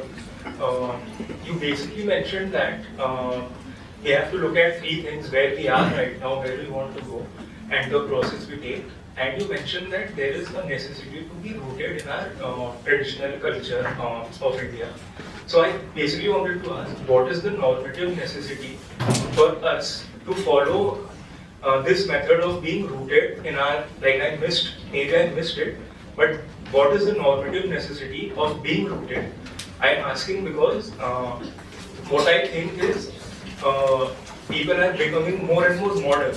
In the sense, even the ruling disposition, the methods it uses, it's rooted in modern tradition, like using constitution to using constitution itself to promote your ideology, and using data and social media algorithms. These are very modern methods. So yeah, that's my question, please. Thank you. Should we take a pause and take the, yeah. I would suggest that the panel responds not only to the questions asked, but also points raised by other panelists, and also take their opportunity to add, if you like to add. Say about three to 4 minutes each. Okay. In the reverse order. I have in many sense already responded to that. Okay, let me just say a few things. I think, I don't know how to put it across.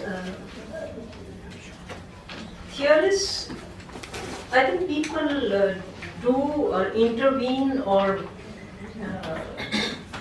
this issue of theory and practice, it doesn't always mean that one needs to be either in front of large numbers of people or so on and so forth. I just think that people intervene and try to carry forward that understanding to larger numbers of people in many different contexts. We all play a role in different sorts of ways. Not every teacher is necessarily a theorist, or every theorist a teacher.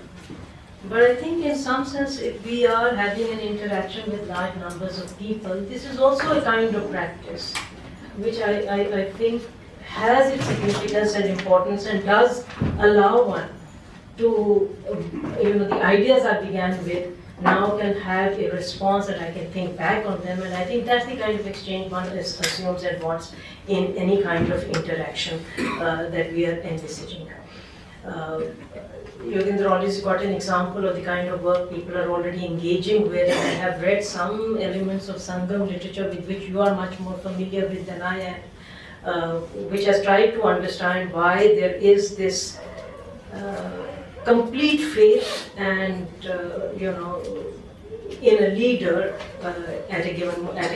in certain kinds of societies and so on and so forth.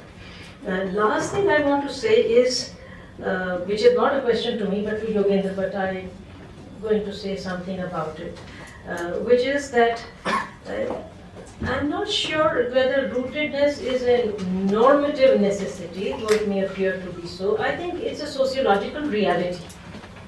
We can't dispense with it. And I, for one, think you can be embedded in many different sorts of ways. You may be embedded in tradition, but you may also be a part of a group or a community or a family which has interpreted or moved in a slightly different direction from some other kind of tradition. I don't think we can ever be human beings devoid of some kind of rootedness or embeddedness. The nature of that embeddedness, I think, cannot be put around a single axis. So I, for instance, believe, rightly or wrongly, that I am very rooted in my intellectual traditions, in my religious traditions, in plural religious traditions. I also have some literacy in them. How do I bring to bear in my political theory, or I have failed to do that, is a different matter. But rootedness is something, I think, which is a sociological necessity or a starting point. But it can have many different meanings rather than to be deterministic. So I don't necessarily see, but I can see that if you're engaging with somebody who is rooted in a particular kind of way, then just as you use a language which communicates, I may use a language which helps me communicate with them in a certain kind of way. So in a classroom I may not do it, but in a different context I may use a more, even I would say, more religiously imbued metaphors, examples, allusions, content in order to communicate.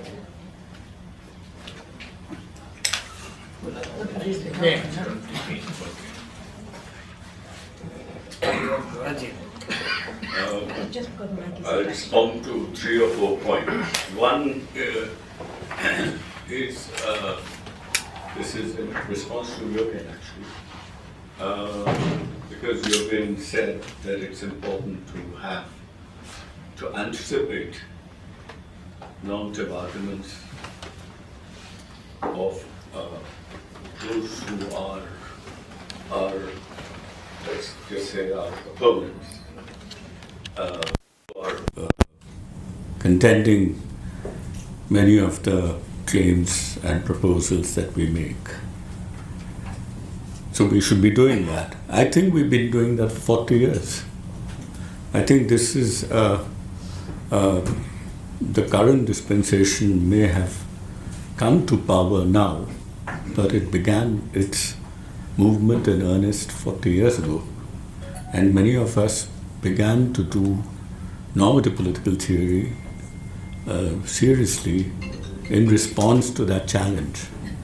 Consider, for example, the argument put forward not only by, in whatever crude form, but even by the current people who are in power now, but also by sophisticated academics, what I call the cultural inadaptability thesis. A lot of people argue that secularism is Western, it's born out of a dialectic, Madan Sahab did that, born out of a dialectic of Protestantism and the Enlightenment, and therefore it is a Christian concept, it's a Western concept, and I think my whole work is to show that secularism, of course, is not obviously a word that has come from the subcontinent, but the concept cannot be traced simply back to Christian West or modern Enlightenment. It has. Consider, for example, a very early article. I mean, I'm remembering only what I've written, but many other people must have done that.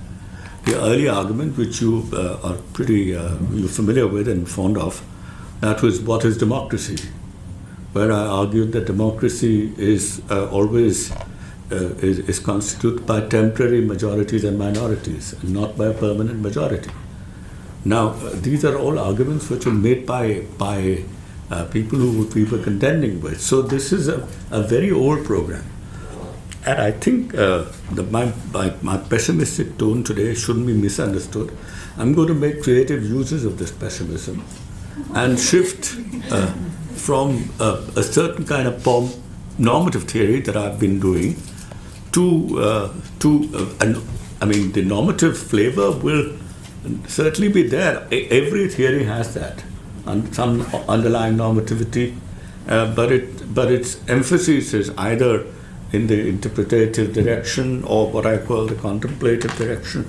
I think it's time for us, particularly in the current conjuncture when so much has changed. I mean, as you rightly pointed out, even in the worst moment, in 2010-11, we did not anticipate that we will be where we are today.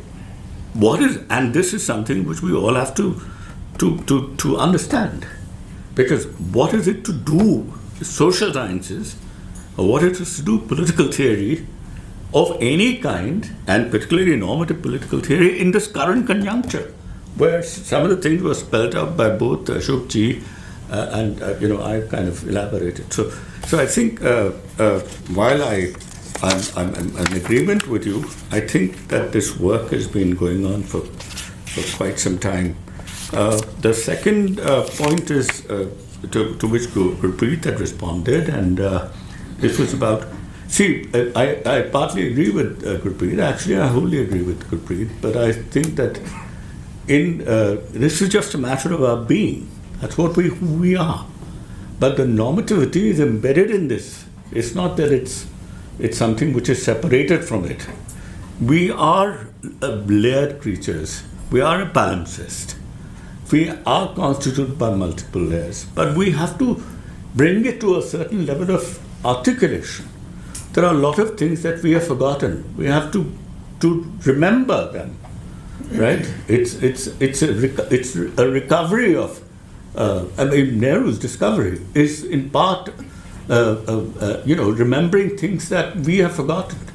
Both he had forgotten, but also collectively we had forgotten. So it's not rooted in this. That metaphor is a little uncomfortable.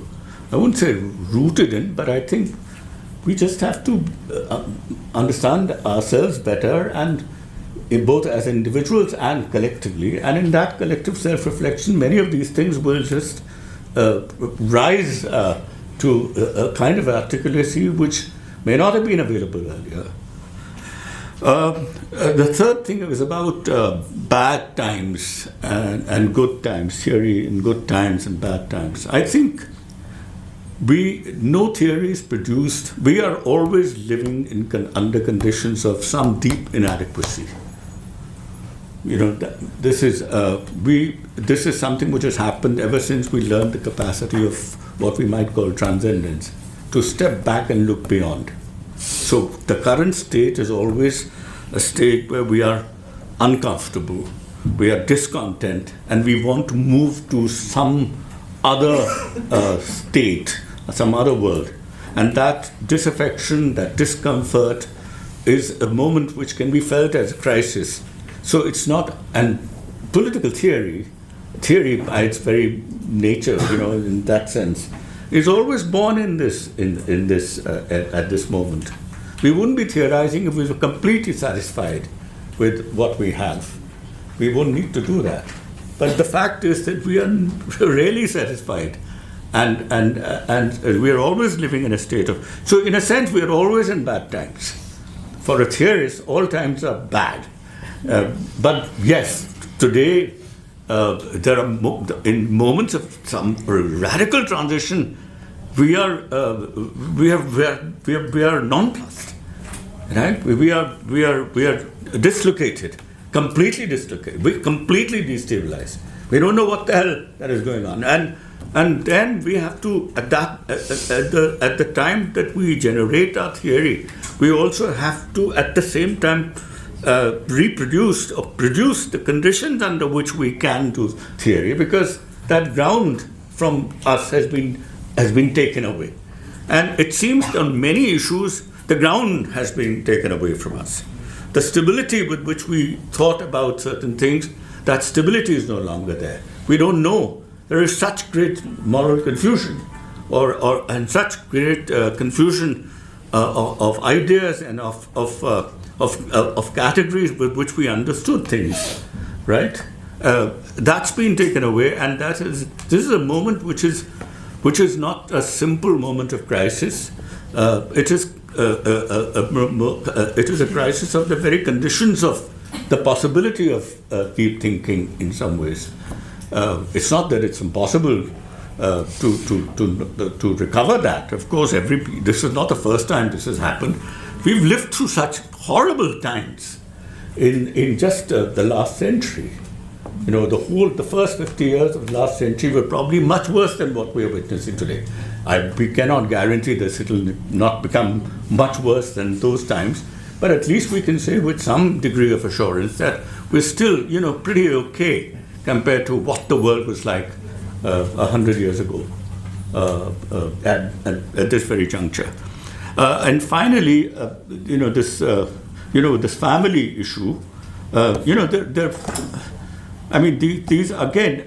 I don't know whether we have really looked at the normative potential of say family, but forget about that.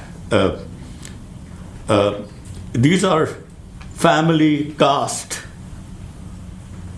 These are we've taken. You are right about one thing. We've taken caste far more seriously. But family is not that distant in India from caste. Jati is linked to family as much as it is to caste, as what we understand as caste. And I think there is much lesser reflection, political theory reflections on the relationship between family in that sense, which links to dynastic politics, than we have done about caste and politics. And I think we need to do that.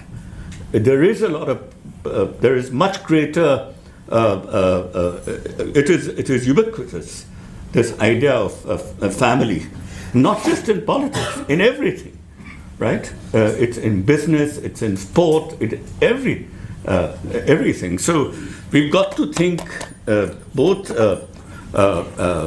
to understand the phenomena, to interpret it, and to think about it normatively, to think of the right and wrong, good and bad about all this, because surely it has something must be valuable in it for it to have stuck for so long. I mean, that argument doesn't hold for caste hierarchies, but the jatis as possible potential communities, maybe as intermediate categories, they have a certain role to play which we haven't really fully understood. Because after all, we must ask, why is it that it survives? Why does it survive for so long? I mean, I'm not talking about benefits it might have, but something in it appeals to human beings. Why is it so difficult to get rid of the damn thing? I think that question has to be asked if we have to properly transform it. Okay. Give this to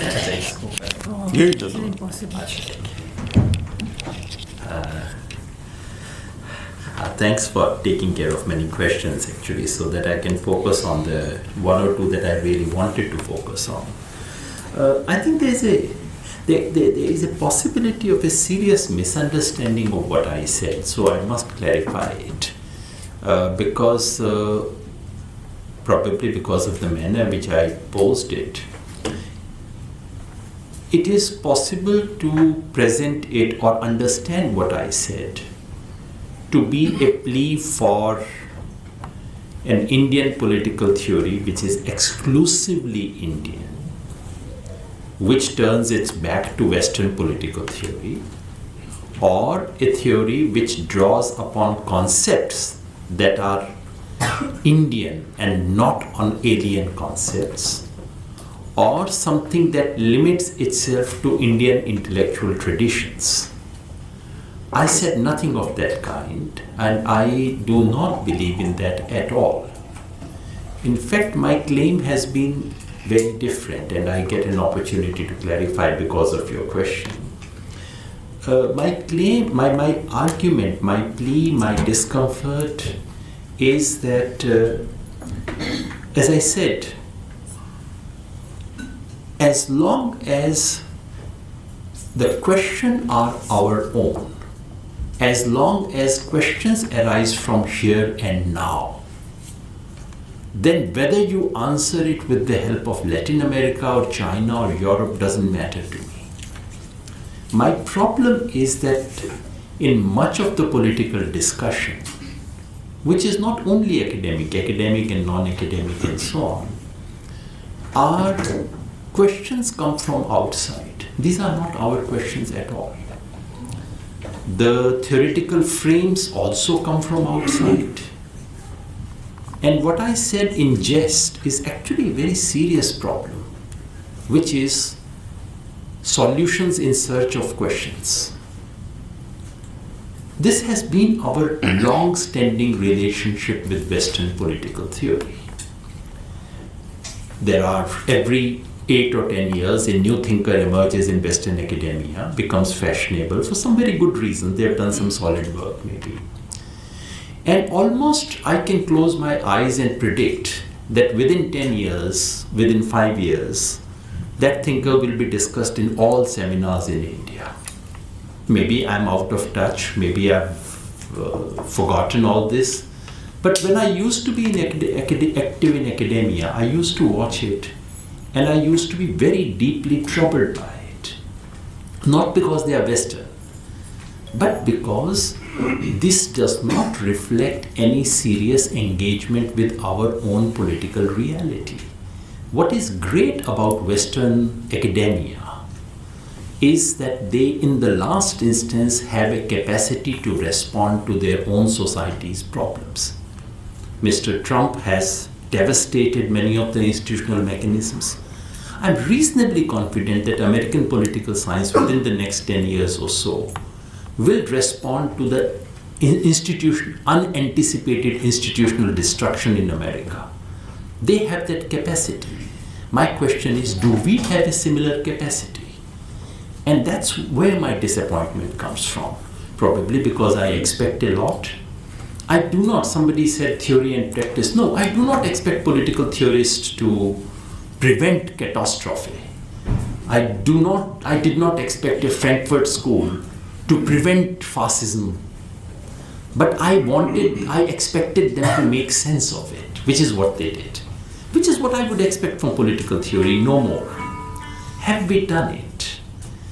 I think not. It could, as I said, be because I've been so out of touch with what's happening in political theory. I do take Professor Mahajan's point that over the last 2 decades or so, something that greater attention to some of our intellectual resources, especially of the last 150 years or so, has been done, which is very important. I also take her point, and it's a very important corrective, that we need not imitate the West in creating our own canon. Our canon has to be of a different kind. I completely agree. But if I were to say, because she said that we have to be in global conversations. Now I want to ask all of you, let's put a problem on a spectrum of global conversation. One end of the spectrum is we are completely detached from global conversations and we are completely focused on India. We are involved in India. The other end of the spectrum is that we are completely absorbed in global conversations, imitatively, and are disconnected from this country. Which one of that is true for Indian political theory? Is it that are we seriously in the danger of cutting ourselves off from global conversations? Or have we been seriously in the danger of cutting ourselves from this country, from its people, from their languages, from their concerns? On the issue of, so the issue is not that of using alien concepts or Indian concepts. Indians all the time use concepts that are drawn from the West. Late ho gaye hain, gaadi late chal rahi hai. Where does the concept come from?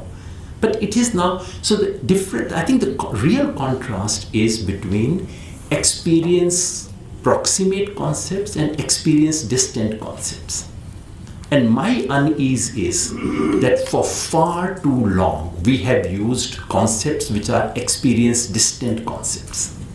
These are concepts that do not arise from lived experience of Indians, and these are concepts that therefore do not help us to make sense of that. Which is not an issue, because the question came up about modernity. We're modern.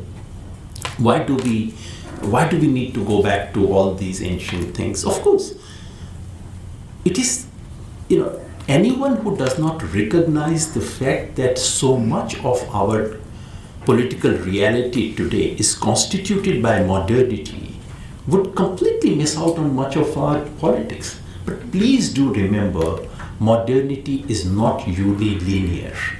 Modernity does not follow a single trajectory. In fact, the whole point about modernity is that it not only has it historically reproduced itself in multiple forms, but in fact the very logic of modernity requires that it reproduces itself in infinite ways. It is bound to do so. And therefore capturing the specificity of the Indian modernity is something that would require us to use experience close concepts, which is what we have failed. So I'm not saying go to Kanpur and start looking for some Chanakya's theory. No, ordinary people of Kanpur in everyday life do not practice Chanakya. But they do not practice also the theories that you and I read in political science textbooks. It is that immersion in that reality, in the concepts people use, that is what is required. And that is, my feeling is that has not happened. I could be mistaken, I could be out of touch, but this has been my unease. And my unease comes from the fact that I expect something from political theory. The day I stop expecting, of course, then I'll not criticize at all. My friend quoted Gandhi and said, we should keep our windows open. I love that quote of Gandhi. The trouble is that most people don't read it. And I have it with me. I love it so much that I carry it with me. Can I just read it for you? The quote begins by saying something that all of us know. It says, "I do not want my house to be walled on all sides and my windows to be stuffed. I want the cultures of all lands to be blown about my house as freely as possible." And there we put a full stop. Can I read the next sentence? It says, "But," and the whole thing was a preface to a but. It says, "But I refuse to be blown off my feet by any. I refuse to live in other people's houses as an interloper, a beggar, or a slave." That quotation is something that all political theorists must remember. Thank you. Thank you very much. Another minute or two. Could end there, but Let's have another minute or two. exactly. I don't mind. Rajeev, aap aa jate hain. Gurpreet, Since Yogendra said so many interesting we have things. more questions. Okay, one, Oh, questions. All right. just one second. 3, 4, okay. All right. And do. No. We will Let's take end the at question. 7:30. Let's take the question and then I'll save 2 minutes in the end. Let's take the question. Let's hear it. I may also invite Andrew Lamas to comment if you would like to at some point. If you are, no, okay. Gurpreet. I thought your questions are coming first. No, Okay. I think that is I the think- flow of these arguments. I think we are speaking about these things at the present moment, but sometimes how did we reach this understanding? I don't think we began with it 40 years ago. And if we look at that history, and some traces of this can be found even today, in fact, they have been very effectively used by a completely different set of people to make the argument of looking for concepts which speak to the people, which must therefore be in Indian terms. But I think this is a moment in our own past history of thinking about Indian political theory that we must also take note of. That's my suggestion. Second thing, sorry. Since I think that Gandhi quote is very interesting, it also takes the starting point which you mentioned, that this is what it means to be embedded. There are faults in what we have, and therefore with reflection you alter and change, but where will that change come from? It will come when you are exposed to different ways of thinking and living. As Gandhi was. True. And lastly, I think concepts that appear very distant, actually the effort, once we became aware of these issues for the last 20-30 years, has been to show how experience close they are, whether it is pluralism and multiculturalism or secularism or alienation before that or reification, which we experience in so many different ways even today, were experience-rich categories, and we try to make sense of some part of our experience through that. So I would say that actually all that thinking, even thinking that we are doing too much of that imitative stuff, had actually led to a lot of rethinking. And I see a lot of hopes, so many young people engaged in doing political theory, critical, reflective. They are far ahead of us. So it's in safe hands as far as I'm concerned. Yes. My question is to Professor Yadav over here. You said that we need to, while rethinking, reformulating many of the concepts and categories of political theory in India, need to go back into our rich traditions and philosophies that we somehow over the years have not been able to look into that deeply. But somehow don't you think that's partially correct, considering you yourself have been part of a very rich institute that had that legacy or that gave us traditions like the post-colonial theory itself, the subaltern traditions, they were born out of that very institute that gave us those concepts and categories that were based out of our own traditions. And they were trying to pose them as a counter to the hegemonic narratives of the modern forces of, whatever, theorizing and the way they were kind of colonizing our minds. And over there, and here is something that kind of becomes, as we are like young academics over here, but of the older guard, that were they able to do a decent enough job when they were taking that responsibility? Because, especially, I do think you might be knowing the recent work of Nirananda that came out, that challenged and very methodologically and rigorously brought down the whole enterprise of post-colonial theory, saying that many of the traditions that they went back to were fairly retrogressive, were fairly parochial, were something that that should not have been harked back to, because those are the exact traditions that have given the ammunition and the language of the present day retrogressive forces, nationalist forces, or whatever you may call, and the intellectuals of today, the Sai Deepaks or the Sanjeev Sanyals, they don't have anything of their own, but they are actually going back to that, and now are, taking down anyone that is out there. So, what do you have to say about that responsibility? Yeah, thank you. Okay.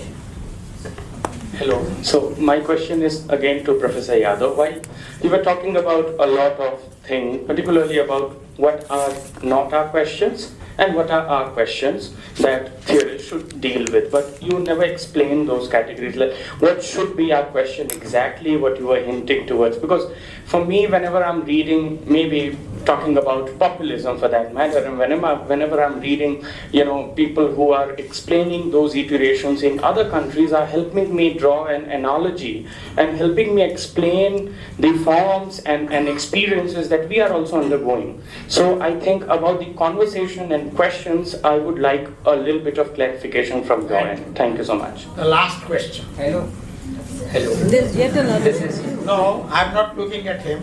This is myself Vishal Kumar. Something pertinent posed by Yogendra Yadav ji, but can be open to all. I am advocate of subaltern and interdisciplinary approach in political theory, but my friends poses some challenges to those approaches. So what are your opinions? Like Yogendra ji said about quoting Nirmal Verma as a thinker, or from appropriation of different thinkers from literature, but it have certain problems. Like Nirmal Verma have very problematic statements about demolition and the caste reservation, and we can say that we can take a good part from it, but in that category everyone is thinker. Political scientists say that there should be some systematic way of thinking. Why we are not why we are criticizing what out to be a utopic thing? We need to think about utopia, then we can reach up to certain level. If you will focus more on people other than academics, other than political science, they will talk about more what is. So there is a difference between what out to be and difference lies what is. So what are your opinions on these challenges posed by my friends in the academic circles persisting today in India? Okay, thank you. Last question. My question is to Professor Bhargava. It's in your work, in the Indian political theory, you mentioned a point that we have an academia where we see over-idealization and under-professionalization. So I want you to enlighten me on that point. Thank you. 2 minutes each, Yogen and Rajeev. 2 minutes. Very valid question. Of what kind of questions? I think I had outlined 3 possible questions, which is to say, how do we make sense of our country today? Where is it that we want to go, and how exactly? The parallel about populism is actually very interesting. So, if I face a reality in my country where people are, where political leaders are using exchequer in such a way as to ensure their electoral victory without doing any of the regular work, and if I see some parallels of that in Latin America, why should I not learn from that? Of course I would love to learn. But if someone tells me that there is a wave of populism that begins with Mr. Trump and so on and so forth, and that India is part of that wave, I would say, just wait a minute. I want to understand facts. That's the thing. So the problem is, so as I said, I personally think that we have a lot to learn from what was called populism in Latin America. Similarly, we say India, I myself say India is competitive authoritarian state, which simply draws upon comparative experience. So that has never been the problem.